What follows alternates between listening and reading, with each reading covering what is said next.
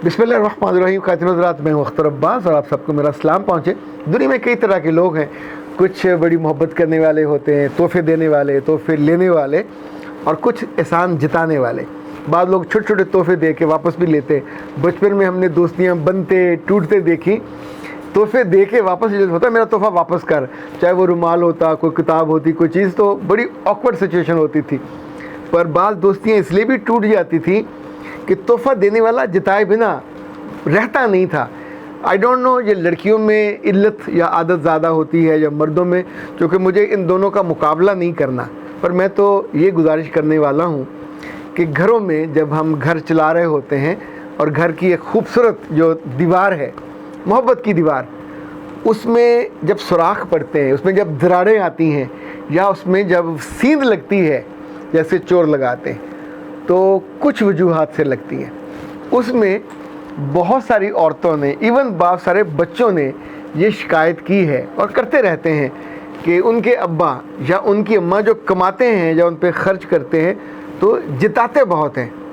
क्या जिताना चाहिए? यही आज का सवाल है। आप भी अपने तौर पे इस पर ज़रूर सोचिएगा।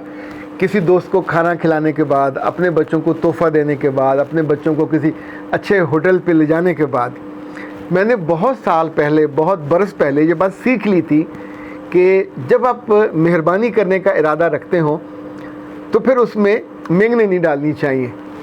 मेहरबानी के दूध को पाक साफ़ होना चाहिए, चिट्टा दूध, सफ़ेद, और उसमें आपका पूरा दिल इन्वॉल्व होना चाहिए। इवन जब मैं कॉलेज पढ़ता था और घर में कोई चीज़ लेके आता था तो मेरी वालदा मुझसे पूछती थी कितने की आई, तो मैं कभी कीमत नहीं बताता था। फिर चूँकि मैं बहुत जल्दी कमाने लग गया था और प्रैक्टिकल लाइफ में आ गया, तो मैं आम तौर पे अपने घर ले जाने वाली किसी तोहफे, किसी चीज़ की प्राइस नहीं बताता था। पिछले 2-1 बरसों से मेरी अहलिया ने मुझसे बतकरार, बाइसरार पूछना शुरू किया कि बराह करम हमको इसकी कीमत बता दिया करें, ताकि कभी हमने लेन देन करना हो तो हमें अंदाज़ा हो जाए। यानी ये एक दूसरे एंगल से उन्होंने पूछा, मैंने तब भी नहीं बताया। अब मैं कभी कभी कुछ चीज़ों के बारे में एजुकेट कर देता हूँ। लाइक बहुत दफ़ा ऐसा होता है कि कुछ लोग अपने बच्चों की शिकायत करते हैं कि मैंने उनके लिए क्या नहीं किया।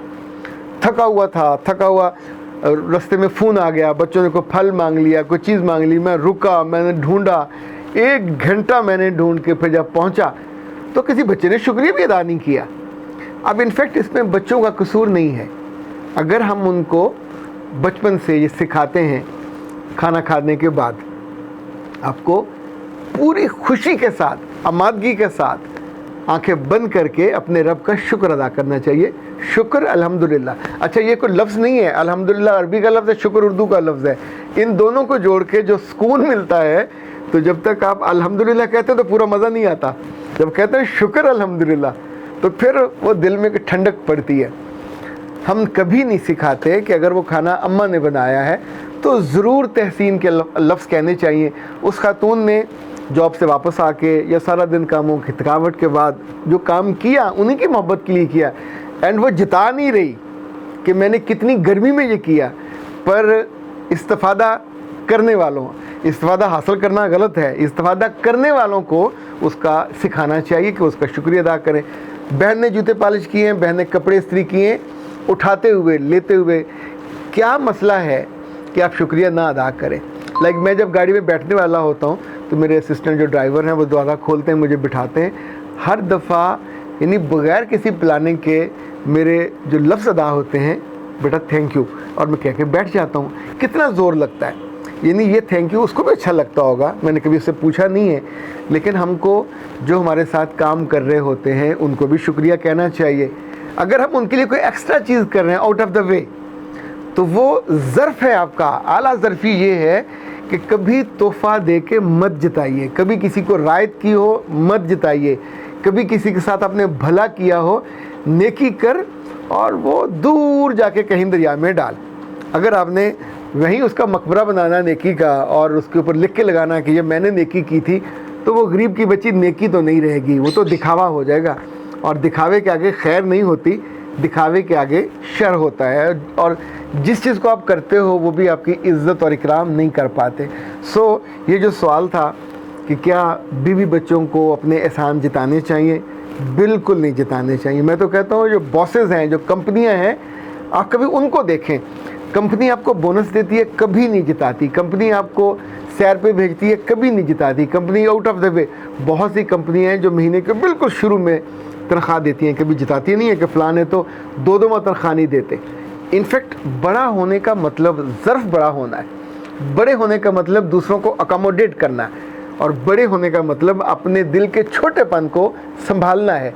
वो सारी ख़वातीन जो बहुत खूबसूरत हैं, जो मुझे इस वक्त सुन रही हैं, वो सारी ख़वातीन जो जॉब करती हैं, जो काम करती हैं, और वो सारी ख़वातीन जो लोगों की आंखों में, लोगों के दिलों में अपनी तारीफ़ और तहसीन चाहती हैं, जब भी किसी को तोहफ़ा दें, कभी कीमत मत बताइए, कभी जितलाइएगा मत कि मैं कितनी मेहनत से तुम्हारे लिए ढूंढ ढूंढ के लाई हूँ और खप गई हूँ। ये करने से बाज़ दफ़ा नहीं, अक्सर भी नहीं, हमेशा उस चीज़ की अहमियत कम हो जाती है। ये जो मोहब्बत है, ये जो लाड है, ये आमतौर पे बिन कहे भी इसकी शफ़क़त, इसकी मोहब्बत और मिठास आगे कन्वे होती है, कम्युनिकेट होती है।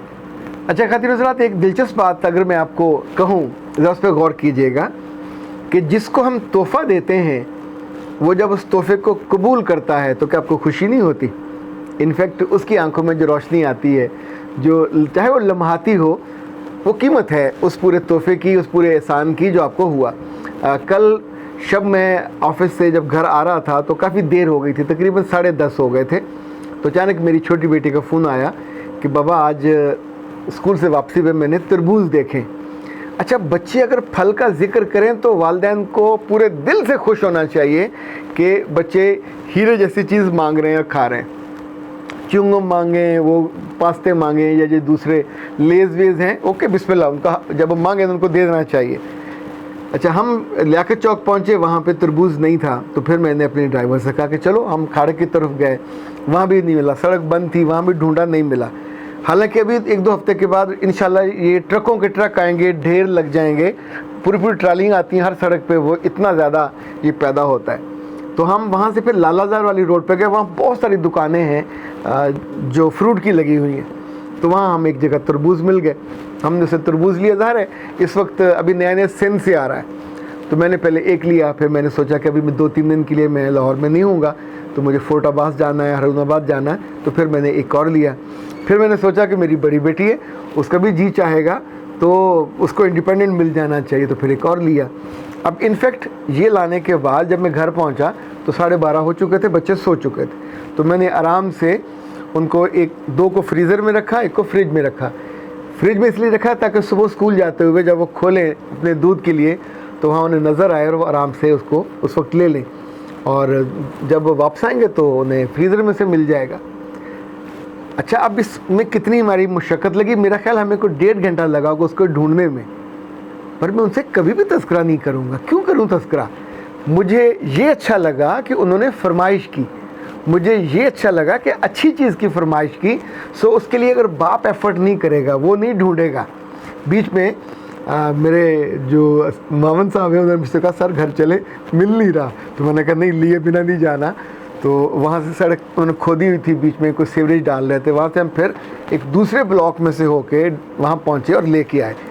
तो ये जो मोहब्बत है, कभी कभी अगर जब ये तकमील इसकी होती है तो उस लम्हे होती है जब उसकी मिठास अगले के क्या कहते हैं, लबो दहन या कामो दहन उसका हिस्सा बनती है, और उस लम्हे वो आंखें बंद करके आपके बारे में सोचेगी या सोचेगा बेटा या बेटी कि मेरे बाप ने, मेरे वालिद ने, मेरे बाबा ने कितनी मोहब्बत से इसको लाए, रखा, और हम उसका लुकमा लुकमा करके खा रहे हैं।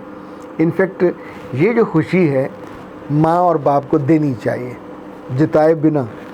ईद शबरात पे कपड़े लेके दें, मुश्किल में लेके दें, उधार लेके दें, जब भी कोई चीज़ लेके दें तो बस उस वक्त आप ना उन पे वारी वारी जाया करें। बाज़ बहनें अपने माँ बाप के लिए तोहफ़े लेके आती हैं, बाज़ भाई अपने माँ बाप के लिए तोहफ़े लेके आते हैं। ऐसा नहीं होता कि ज़िंदगी में आपको अपनी ज़रूरतों का एक पूरा पहाड़ होता है, प्रेफरेंसेस होते हैं, लेकिन जब आप ले आए तो फिर जिताना नहीं है। और ए प्यारे शौहरों, शौहर प्यारे तब बनता है जब उसकी बीवी उससे प्यार करे, जब एज ए शौहर वो उसके दिल में जगह बना लें। शोहरों से सबसे ज़्यादा शिकवा है उनकी बीवियों को कि वो जिताते हैं, ना जिताया करें। चाहे किराया ज़्यादा खर्च करें, चाहे आप जहाज़ में बिज़नेस क्लास में बीवी को बिठा के ले जाएं, चाहे आपका पेट्रोल ज़्यादा लगे, चाहे अच्छे से अच्छे होटल में खाना खिलाइए, बस उस लम्हे को आप जिएं। Live that moment, start living those moments जब आप इकट्ठे होते हैं। अगर कभी कभी खुश होते हैं तो उन कभी कभी खुश होने के लम्हात को कीमती जानिए। तो बस उसमें अगले की आंखों को देखा करें। अगर कोई कीमत पूछ भी ले तो मुस्कुरा से उस बॉल को छोड़ दिया, कीमत मत बताई। ये भी मत बताया कि मैंने कितनी एफ़र्ट की इसको ढूंढने लाने में। बस अगर कहा तो इतना कहा कि आप खुश हो गए, मेरा रब राज़ी, तू राज़ी, रब राज़ी, और रब राज़ी तो जग राज़ी। अल्लाह राज़ी नहीं होता तो फिर जग भी राज़ी नहीं होता। और अल्लाह राज़ी उस वक्त होता है जब हम एहसान करके जिताते नहीं हैं। रब ने तो अपनी किताब में भी कहा कि बड़ा खूबसूरत सी वो आयत है कि किसी नागवार बात की पर्दापोशी और ख़ूबसूरती से बात कहना, दिल रखने वाली बात, ये अल्लाह को बहुत ज़्यादा पसंद है। आप भी अल्लाह के और इंसानों के प्यारे बनो, उनके दिलों में, उनकी आंखों में, उनकी दुआओं में, उनकी बातों में रहो। और ये गिला कभी आपको सुनना ना पड़े कि भाई साहब आप तो जिताते बड़े हो। अख्तर अब्बास को दीजिए इजाज़त। अस्सलाम वालेकुम।